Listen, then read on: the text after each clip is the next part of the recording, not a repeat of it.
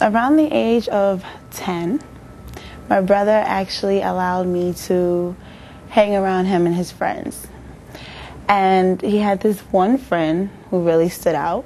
He was very flashy, and at a young age, he was the only person who actually had a job, which meant something. I'd say by the time I was 16, he kind of took a different notice to me. I wasn't just my brother's little sister anymore. I had grown up some. We had our first date, and it went well. He was like the perfect gentleman. Open doors, pull out chairs, dressed very nice.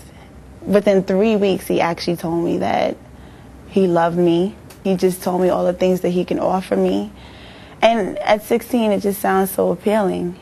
Within time, I noticed that he started becoming a little possessive, and slowly but surely he started telling me who I could hang out with and who I couldn't hang out with. I will never forget this one particular incident where one of my male friends called. He asked me who was I talking to. I was like, oh, it's so-and-so, you know who he is. And I continue on with my conversation on the phone. He grabs the phone from me and he hangs it up. And he says, why are you on the phone with another guy and I'm here? And he started yelling at me, calling me a whore, and accusing me of cheating on him. We got into a full-blown argument over that. So for the sake of not arguing, I ended up cutting that friend off. And then after him, slowly but surely, a lot of my male friends. He started doing little things like shoving me, little mushes in the head during arguments. And because he did it so frequently, it became a normal act for me that I didn't see anything wrong with it. That soon became a harder shove to where I might get shoved into the wall. Then he started really playing with my emotions and manipulating me. And I realize now that that was manipulation. When I started feeling like this is getting too tough, I did say, you know what, maybe we need some space.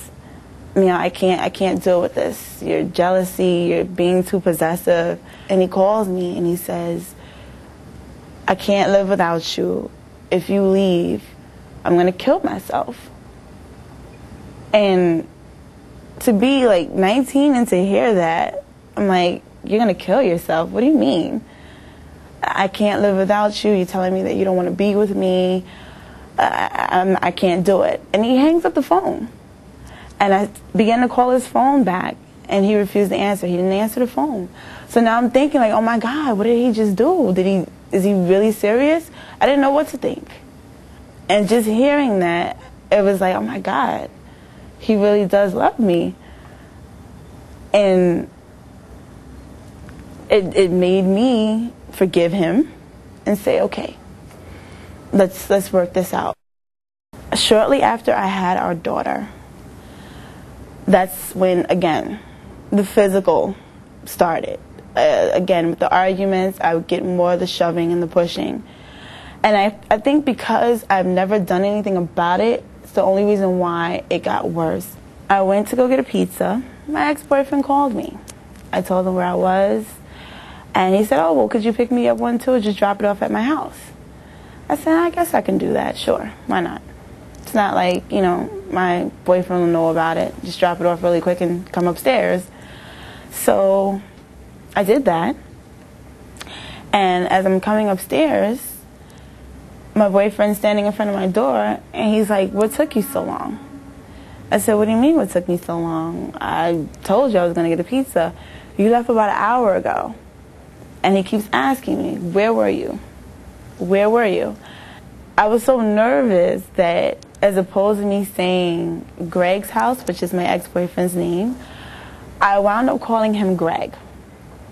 I just said Greg, and I looked at him, and he said, what did you call me? So that's where you were? He slaps me in my face. And me just being in shock, I stood there because that was the first time he actually smacked me like that. A mush and a smack is totally different. And our daughter is there, and I must say, every time we've had an argument, or a physical fight, she was right there. Saw everything. So with the smack, I took that. But then he kept going. He pushed me down. I got back up. And I said, you have to go. Now you're getting out of control. He's going off, and then he just starts swinging at me. And I look over at our daughter. I see her. And I don't like this whole scene that we're putting on right now in front of her. So with efforts of trying to get him out, I'm trying to push him towards the door. Please, just leave, leave. He gets me down. I remember like constantly him pushing me down. I hit the floor so many times that I had a bruise like this size on my back. He got me in a position where he actually tried to choke me. And I just remember like my cell phone being on the coffee table and me trying to reach for my phone, because at that point it hit me like, okay, I need to call the police or something. He loosens up his grip to try and grab the phone to keep me from getting it. And he gets the phone, he puts it in his pocket. So that actually enabled me to get up and run to my bedroom, which was where the house phone was. Now we're scrambling for the house phone, and as we're doing that, he's getting his little hits in, like either he's shoving me down or like slapping me, and he punched me several times in the arm. I'll never forget that because my arm was so sore and I had so many bruises on my arm. He pulls me by my legs as I'm trying to get the phone, and he turns me over and he begins trying to choke me again. We're scuffling and tussling, and I managed to get up. So I was able to run out of the house, and I went down to my ex-boyfriend's house to call the police. But once I got there, again, this stupid feeling of he's my daughter's father, I still love him, I can't call the police.